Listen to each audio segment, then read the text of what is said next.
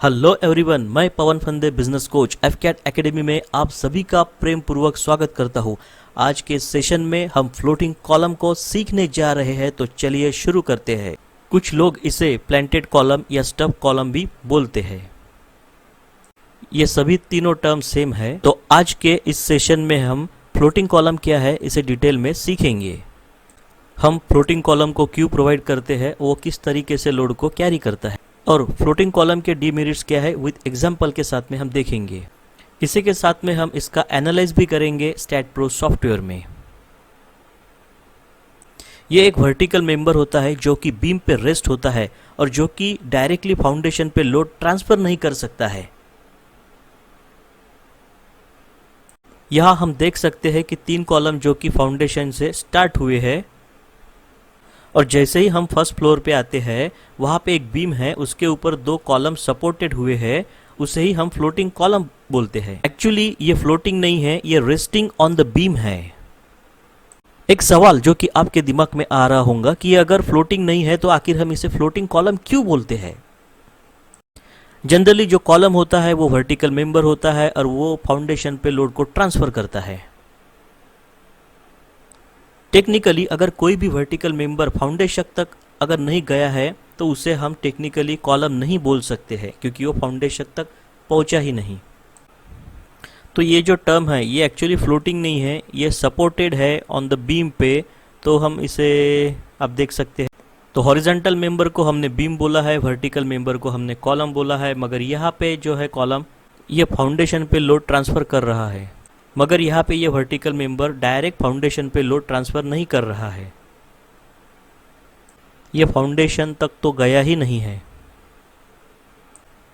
ये एक vertical member है लेकिन हम इसे कॉलम नहीं बोल सकते हैं, मगर प्रैक्टिस में हम इसे फ्लोटिंग कॉलम बोल सकते हैं, स्टक कॉलम बोल सकते हैं। आखिर हमें फ्लोटिंग कॉलम की ज़रूरत क्यों पड़ती है, तो चलिए इसे देखते हैं। फंक्शन के हिसाब से बहुत अलग अलग टाइप की बिल्डिंग्स होती है। कमर्शियल बिल्डिंग में अलग अलग फ्लोर की हाइट तो अलग अलग होती है, मगर उनका जो पार्किंग एरिया है वो काफ़ी बड़ा होता है, स्पेसियस होता है। कमर्शियल बिल्डिंग में कुछ फ्लोर पार्टी हॉल, कुछ कमर्शियल हॉल के हिसाब से होता है, और रिसेप्शन भी होता है। तो इन केसेस में हमें नज़दीकी कॉलम को अवॉइड करना होता है, और इसी के साथ में हमें अपर फ्लोर को भी कुछ सपोर्ट प्रोवाइड करना होता है। इस तरह की सिचुएशन में हमें सपोर्ट प्रोवाइड करने के लिए फ्लोटिंग कॉलम को प्रोवाइड करना पड़ता है। रेसिडेंशियल बिल्डिंग में भी हमें कुछ केसेस में लोअर कॉलम को अवॉइड करना पड़ता है, तब सिचुएशन आती है फ्लोटिंग कॉलम प्रोवाइड करने की। मगर इसी के साथ में हमें सपोर्ट देना पड़ता है अपर फ्लोर को।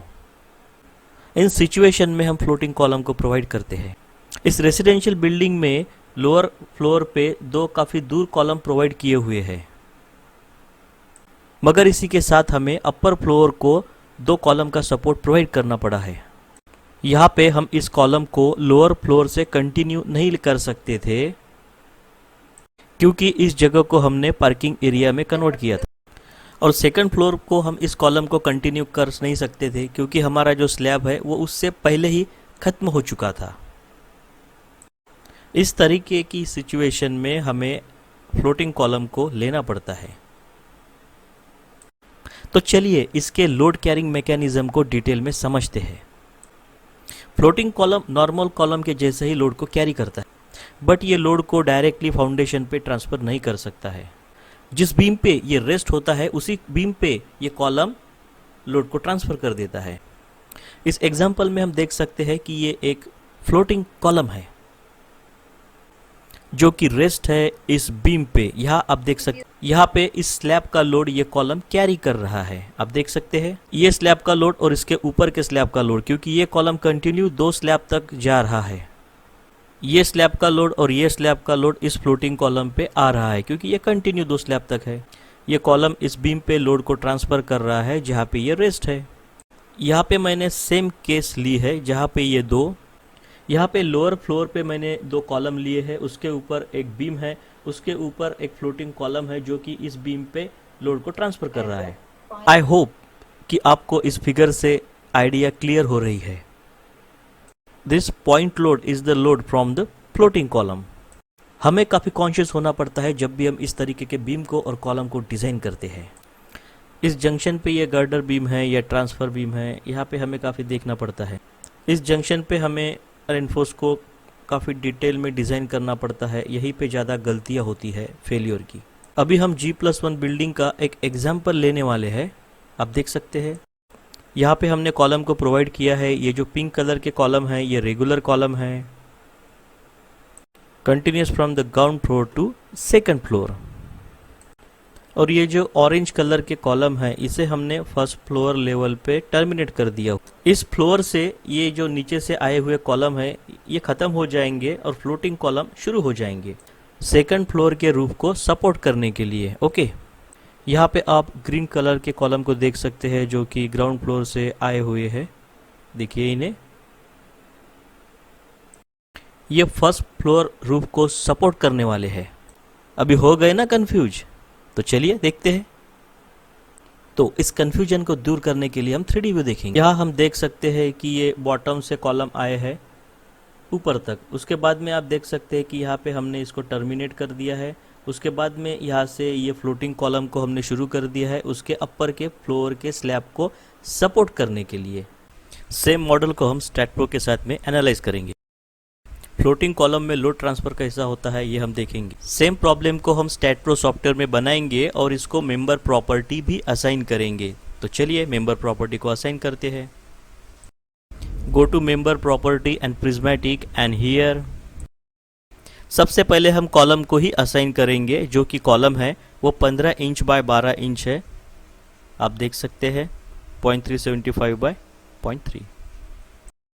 अभी हम बीम को असाइन करेंगे। जो बीम की विड्थ है वो 0.3 मीटर है और जो 0.6 है वो इसकी डेप्थ है। सबसे पहले हमें डेप्थ देना पड़ता है, उसके नीचे जो है विड्थ होती है, इसे हमें हमेशा ख्याल में रखना होगा।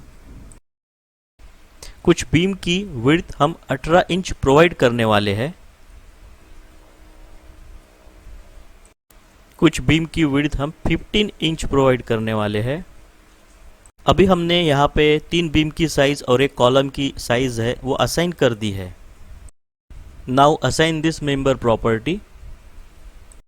गो to beam parallel to y direction, select and सभी कॉलम जो है वो सेम साइज के है। Alright, so the column properties are assigned. Are getting my point? यहाँ पे ये 3 बीम है जो फ्लोटिंग कॉलम को सपोर्ट कर रहे हैं। हमें इसे 12 इंच बाय 24 इंच की डेप्थ असाइन करना और ये बड़े बीम जो है ये 15 इंच बाय 12 इंच के है और ये जो 2 बीम है ये 18 इंच के डेप्थ के है और ये 15 इंच डेप्थ के बीम है और इसे हमने स्टैड में अप्लाई कर दिया है। ये 3 beam 12 inch by 24 inch depth के है, that is 0.3 by 0.6। Let's assign. Next, ये 3 बीम 12 इंच बाय 15 इंच के है, दैट इज 0.3 बाय 0.375।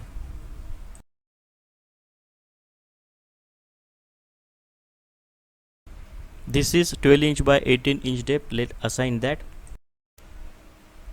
नेक्स्ट, ये जो बीम है ये 12 इंच बाय 15 इंच के बीम है, इसे भी हम असाइन कर देंगे। अभी कॉलम और बीम की प्रॉपर्टी हमने असाइन कर दी है। Now assign the property for plates. Go to member property prismatic, यहाँ थिकनेस ऐड करना है। Let's assign 6 inch thick slab जो कि 0.15 है।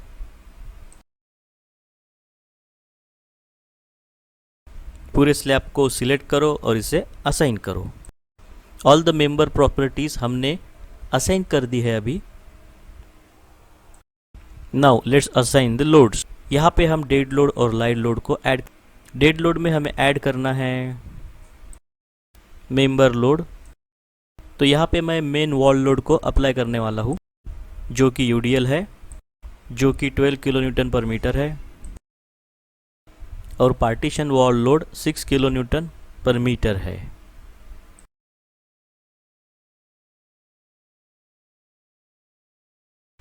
और अभी हमें प्लेट लोड को ऐड करना है। Plate pressure and partition load. 1 kilo newton per metre square and again floor finish 1 kilo newton per metre square.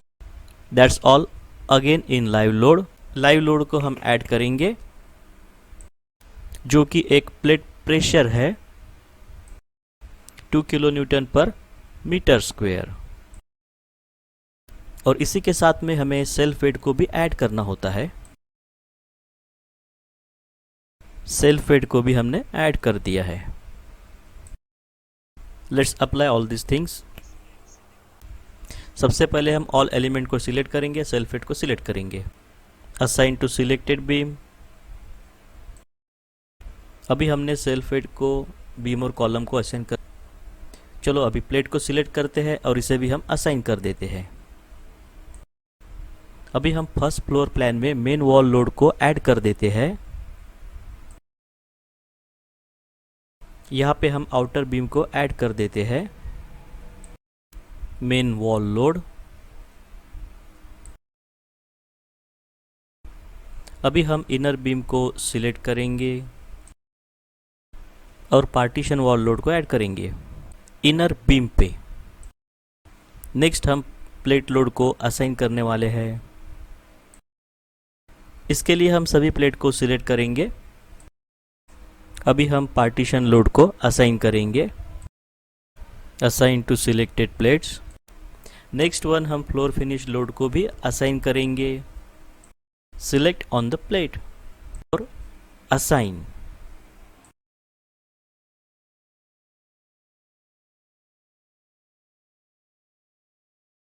Assign to selected plate, assign live load.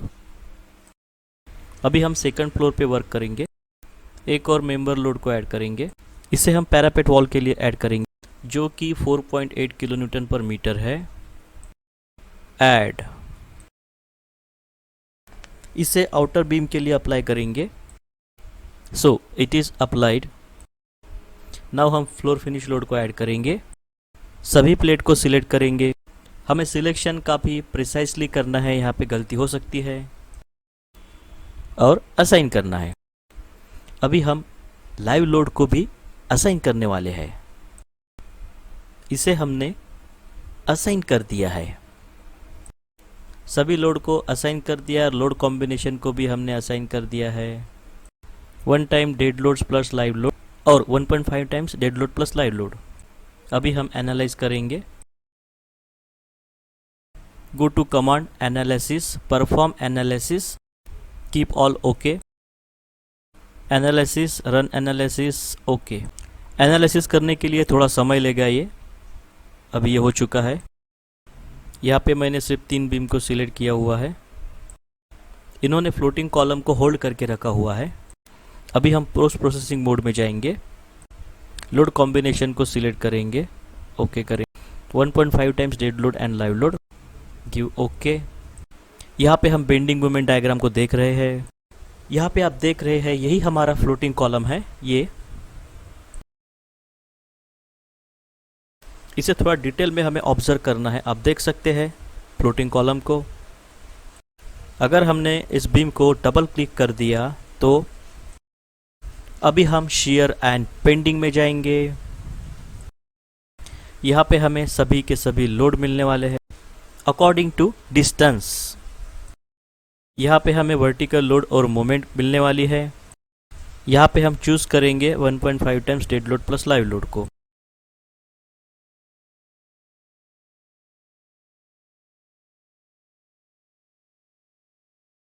यहाँ पे हमें 285 किलो न्यूटन मिलने वाले हैं इसके लिए।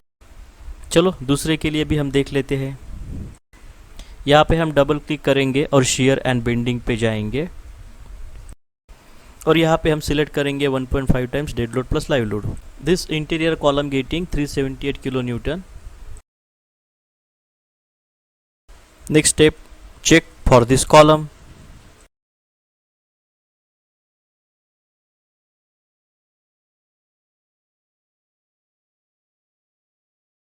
(375) 15 inch away from this column। ये जो 2 कॉलम है इसको सेम लोड है। ये जो इंटीरियर कॉलम है इसको थोड़ा ज़्यादा लोड लग रहा है। अभी हम फ्लोटिंग कॉलम के डिमेरिट्स को डिटेल में समझेंगे। ये फ्लोटिंग कॉलम ऐसे बीम पे सपोर्टेड होते हैं जिनका फाउंडेशन के साथ में डायरेक्ट कांटेक्ट नहीं होता है, इसीलिए फ्लोटिंग कॉलम हर फ्लोर को डिफरेंट बना देता है। इसके कारण वर्टिकल सिमेट्री जो होती है बिल्डिंग की, वो अफेक्टेड हो जाती है। ये अनसिमेट्री बिल्डिंग की परफॉर्मेंस को अफेक्टेड कर देती है। इससे होता है कि जब भी कभी अर्थक्वेक आएगा तो सबसे पहले इसी जॉइंट पे बहुत बड़े पैमाने पे शियर और मोमेंट, ये जो जॉइंट होता है फ्लोटिंग कॉलम का और बीम का, ये सबसे कमज़ोर होता है लैटरल और अर्थक्वेक फोर्स के समय। अर्थक्वेक और लैटरल फोर्स के कारण इस जॉइंट पे बहुत बड़ा टॉर्शन डेवलप होता है। यही रीज़न है अर्थक्वेक में जो हमारी फ्रेम होती है फ्लोटिंग कॉलम की, वो फेल हो जाती है। 2016 तक तो इसके लिए कोई भी कोड मेंशन नहीं था, मगर 2016 के बाद में seismic code IS 1893 part 1 floating column के लिए आ गया। IS 1893 page number 16 table 6 item 5 पे। ये थोड़ा सा कॉम्प्लिकेटेड है, मगर कुछ समय बाद में आपको ये समझ में आ ही जाएगा।